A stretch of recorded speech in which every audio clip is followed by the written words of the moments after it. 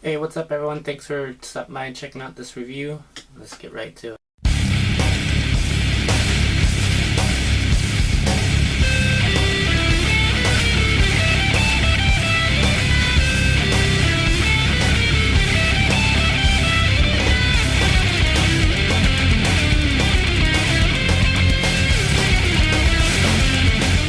Alright, we got a review of Back to the Future number 2. As always, I'll read the back for you guys and I'll give you my thoughts. Michael J. Fox and Christopher Lloyd reprised their role as Marty McFly and Doc Brown in this dazzling new adventure from director Robert Zemeckis and exclusive producer Steven Spielberg. An exhilarating visit by Marty and Doc to the year 2015 seemingly resolves a few problems with the future McFly family. But when the two return home, they soon discover someone has tampered with time to produce a nightmarish Hill Valley 1985. Their only hope is to once again get back to 1955 to save the future. It's a fast-paced comic fantasy that Time magazine calls terrific, rich, and innovation and astonishment. Pretty good movie. We start off with where Back to the Future number 1 left off. Originally, what I hear was they didn't want to make any sequels to the original Back to the Future. They left it as is, the end of Back to the Future 1, as a joke. They didn't want to do the whole future thing because all the future stuff was just negative. So they took a different outlook on this here. They took it as more kind of a positive outlook on that. We get to see a whole bunch of future technology, which I don't want to name all of it off, and I'll go through mainly the stuff that came true at the end of this video here. But we got stuff like of course the flying cars, the DeLorean, Skyway, sleep-induced generator, the Nike shoes, blah blah blah, Bionic Implants, to name a couple. So what's going on was Marty's kid is getting in trouble. He gets into the wrong type of crowd and everything like that. It's Biff's grandson. He's wanting Marty Jr. to join them in some criminal activity. I don't even think they actually let us know what exactly is going on, what exactly the crime is. So the judicial system in the Back to the Future not 1985, but the 2015, I can't speak. They abolished all lawyers. There's no lawyers anymore, so everything moves fast. So within like a few hours, I think it was, Marty Jr. gets arrested, gets charged with his crime, and then gets sentenced to the state penitentiary. So with wanting to keep the McFly name good and everything like that, Marty has to go and correct everything like that. So he takes his son's place and tells Griff, which is Biff's grandson, no, I am not going to participate in this crime. Count me out. So when it ends up happening, like similar to Back to the Future 1, they get into this whole scuffle type thing, and Griff and his gang ends up getting arrested and sentenced to the state penitentiary instead of Marty Jr. We get to also see a glimpse of Marty's future home. Him and Jennifer was married in the Chapel of Love. Jennifer's not happy about that. Marty actually doesn't get to see his future home, but Jennifer does get to see a whole bunch of future tech within that home, which I'm going to discuss at the end of this video here. There's no one that has even done such thing like that, you know. I've seen a couple videos and everything like that, and they just talk about the movie. They haven't even really gone into the aspect of like the future tech, which I think that's important for this type of thing, since we're like 2 years away from 2015, you know? Why not? You know, why not? So anyways, continuing on with the story, Marty picks up a sports almanac, a 50-year sports almanac going from 1950 to the year 2000. And he was going to go back and place a couple bets and get a fortune, you know? So old Biff from 2015 steals his idea, and when Marty was at his future home, old Biff jumps in the DeLorean and goes back to 1955, gives the sports almanac to himself, the 1955 himself, and then creates a nightmarish 1985 where Biff is full power. He is the government of Hill Valley. He turns the courthouse into a casino hotel, and his home is on the top floor and everything like that. And we see a alternate Lorraine married to Biff, really freaky, big boobs and everything like that, which don't even look real. And you know, just yeah. So anyways, Marty has to find out when Biff got the almanac. He reviews that to Marty. He pulls it out of the safe and gives the story of this old man coming and saying he's a distant relative, and it was 1955 when all that happened and stuff like that. And then he says that old Biff tells him that someday that a crazy scientist and a kid's going to be asking about that, and if they do, then kill him, basically. So he never knew that it was going to be Marty. So then he pulls out his gun and tries killing him and stuff like that, but fails. Then Marty makes it his way to the top of the building and then jumps on top of the DeLorean, and then he's like, Doc, you're never going to believe this. We're going to have to go back to 1955. Doc's like, I don't believe it. So then they go back to 1955, and then we basically take off from where the first movie was. We see scenes of Marty, the first movie Marty in the car with Lorraine, and then first movie Marty playing Johnny Be Good. So that's like nostalgia, being able to watch and listen to Johnny Be Good again. So that kind of, for me, fills in the gap of the first movie where I'm wishing that Johnny Be Good was longer. It's the nostalgia. It's just like, yes, that's cool. That was cool watching Marty McFly play Johnny Be Good. So that kind of fills the void from the first movie there for me. Eventually we see that Marty gets the almanac from Biff, and he screws that up because he has a problem with people calling him chicken. So when Biff calls him a chicken, then he, you know, goes to confront Biff, and then he gets whacked in the head with the door as his Back to the Future 1 self is running through the door. And then Biff says, "You steal from me?" And then he kicks him or punches him or something like that, and then takes his almanac back. So then they have to go through this whole sequence of him trying to get the almanac, I can't speak, the sports magazine back from him, from Biff again.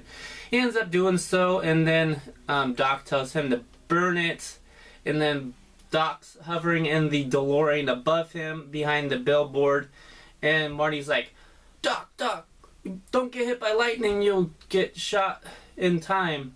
And then lightning hits the DeLorean, and Doc gets shot back to 1885. And Marty's wondering what the heck's going on. And then this car rolls up. It's pouring down rain because it's a thundering lightning storm. And this Western Union guy steps out. He's like, McFly! Are you Marty McFly? Yeah, I'm McFly. I got a letter for you. And he identifies himself as Western Union. And then the Western Union guy says that he didn't think this was real, that it's been in their possession for 70 years. Marty opens it up. It's from the doc, stating he's Doc's from in 1885. He's well and everything like that. If his calculations were correct, then he would receive the letter right after the DeLorean jumped to the past. So that puts us to part 3. couple things that I liked and disliked about this movie. One thing, when Marty was in Biff's car and he had the walkie-talkie and he'd be like, "Doc, Doc, you come in, Doc." And then Biff's radio would get all like crackly and everything like that. I was thinking, doesn't he hear him? Doesn't Biff hear Marty in his back of his car, you know? I mean, if someone was in the back of my car and go, "Doc, Doc, you come in, Doc," I'd be like, "Who the hell are you, you know? What are you doing in my car?" But, yeah, that's one thing that really bugged me. The Mr. Strickland scene where Marty's in the detention office and the Almac's sitting on Mr. Strickland's desk, and then Marty tries reaching around the desk to grab the Almac, and then Mr. Strickland rolls back and crushes Marty's hand. That was kind of entertaining. Biff running into manure again, kind of repetitive, but still in the same sense, it was a little entertaining. But they still really should have just left that with the original movie, so that was kind of... It was funny, but it was just like, really? Again, guys? Seeing Johnny Be Good played again, that was cool. It sucked that George McFly had to die. And Biff's Hotel Casino was pretty cool. Let's get down to the nitty-gritty now. Violence, bowling and intimidation. Biff mainly bowling, and then like Mr. Strickland, intimidation, stuff like that. Marty Jr. getting beat up by Griff. Old Biff smacking 1955 Biff around. Mr. Strickland pushes Biff. Biff kills George McFly. Biff tries to kill Marty McFly. Marty jumps off of the tower, which looks like suicide, but ends up getting caught by the DeLorean. That's all the violent stuff that I recognized. Drugs and alcohol. Lorraine, when she's with Rich Biff, has a whole bunch of liquor, and we see a scene with her drinking liquor. Young Lorraine drinking liquor, and then for like the scenes from the first movie, and then 1955 Biff drinking liquor. Sex and nudity feature in the cafe of the 80s. When we first go in there, we see that scene there. Some of the waitresses in there, their clothing look like bikinis, so that could be unsuitable for young audiences. Biff was in a hot tub naked in a hot tub of two girls watching The Good, Bad, and Ugly. 1955 Biff lifts up Lorraine's dress, saying that she would look better without anything on at all. And then scenes from the first movie with Marty McFly in the car with his mom, and then where he's supposed to take advantage of her, she takes advantage of him. And then it's all like weird and awkward and everything because she's his mom and stuff like that. Oh yeah, and then for the violence part, we see George McFly hitting Biff and then winning Lorraine's love. Language. Just like damn, ass, bastard, shit. Nothing really too bad. It's not used a whole bunch. I'd still suggest supervision for young audiences. But all in all, it's a good movie for family movie night. Now let's get to the cool part. Future technology that was in Back to the Future. Flying cars exist. I saw that online that they cost like $10 million to actually make, so it won't be like in the mainstream car market. I found one car that was actually made, the Terrafugia TFX. I'll try to include links and stuff like that. Sleep-inducing generator exists. They're still researching it. We see Doc use it on Jennifer. They're still researching it, and it's mainly for doctor's usage. Right after we get to the future, we see Doc pulling off this rubber face. He talks about Cosmetic factory. That's actually plastic surgery that exists. rocket surfboards. We see one of those as they're leaving the alley area. A kid's carrying a rocket surfboard. Those kind of exist. It's called a wave jet. It actually uses the water that you're surfing on and stuff like that and propels you from the water. So it's kind of like a hoverboard, it says too. Just type in wave jet into a Google search, you'll find that. Auto dry, auto adjust clothing don't exist, but we do have smart clothing that talks with your washer, that tells you what how it should be washed, and also adjusts to cold weather. We see in the movie that gas prices are $8.37 for unleaded gas. That's way beyond what we're actually at right now, and will be way beyond what it would be like in 2015 from from inflation for gas prices. I researched it will be close to $4 by the year of 2015. Right now we're at $3.50 for unleaded gas. Okay, binocular card, which Doc pulls it out and he's looking around and stuff like that at the aftermath of the gang falling into the city hall. We don't have any binocular cards, but that binocular card had face recognition, which most of our digital cameras have these days, and you can even tweak it to it was a digital camera that he had, and we do have super thin digital cameras these days. Hollow billboards, we don't have any of those, but we do have tons and tons of flat screen TVs, and there's even, you know, billboards with motion and stuff like that, so that's pretty close. Picture in picture, that came and went. Yeah, no one really enjoyed picture in picture. It was kind of a pain in the ass to watch both things, pain in the ass to set up. The sports, there was some things with sports where you could like get 6 screens up on your screen, so that kind of came and went. Video conferencing, Skype, we have that. The only thing that they didn't get in the movie was that annoying ringer sound that we get when we get calls from Skype. Mobile credit card readers, the iPhone Square, we have that. Handless video games. Can anybody say Kinect? And also the kids saying, how do we play this arcade? Goes to show you, kids don't know how to play Nintendo these days. That goes hand in hand. What else? The 3D Jaws CGI. Yeah. There's a baseball team in Florida. The McFly home, everyone has their electronic stuff.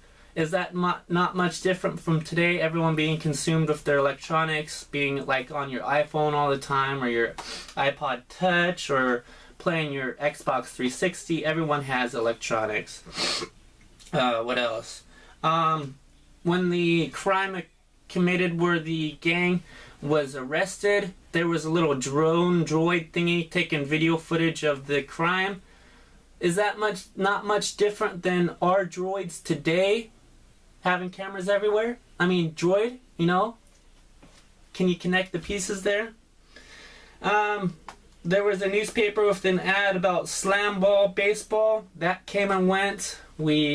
Professional baseball with trampolines where you get points for slam dunks. Yeah, that came and went. TV glasses, Google glasses. Yeah, that's kind of like here, but super expensive.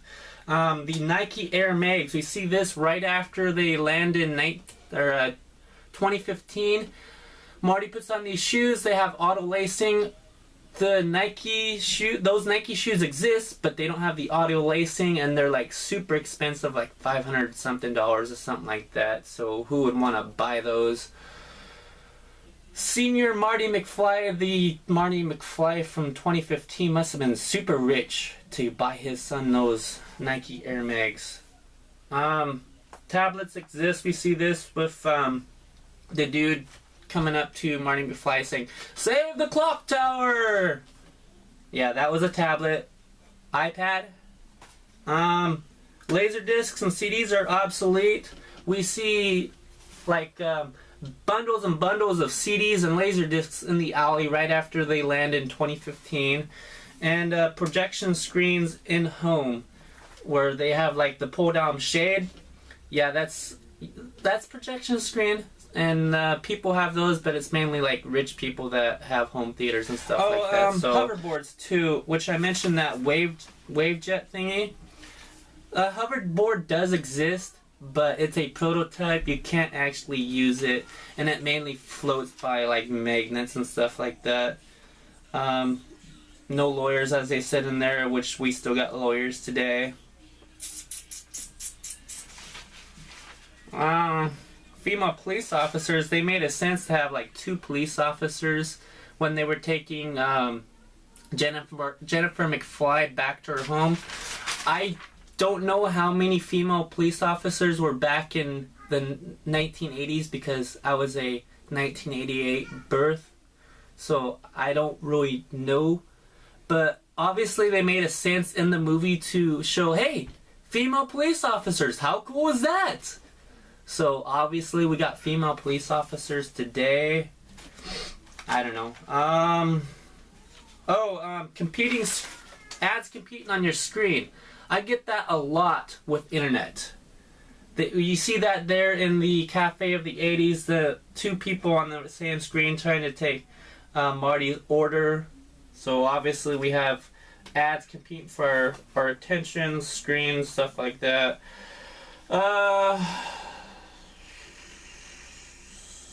Obviously we don't have the Texaco autofiller thingy. That's probably never going to happen. Bionic implants are probably never going to happen. We don't have moving trash cans either. Oh, thumbprint IDers. Yeah, everyone's thumbprint's different, so obviously they can identify you by your thumbprint, but obviously all police officers don't have that technology. It does exist, but it's probably not going to go mainstream as they're implying in the movie. That's about everything, guys. So thank you for... Oh, we don't have any rehydrators. We do have dehydrated food. Rehydrators are probably never going to happen. Oh, the drop-down fruit bucket. Yeah, that's never going to happen. You're still going to have to go to your supermarket to buy fruit. So, oh, and the fashion, like Marty McFly Jr. 2 ties, not going to happen. Not going to happen at all. Of course, we have fax machines at home, but nobody wants to use them because it's like almost obsolete technology. So, that would be my review on Back to the Future 2. Let me know what you think and stuff like that. I really enjoyed doing this video for you guys. Yeah. Let me know down below. I'll provide links and everything. And I'll also include my list of technology that I saw on the movie and then the stuff that actually came to be. So, until next time, thank you everyone for watching. Remember, keep it heavy. Keep the God. See you guys later.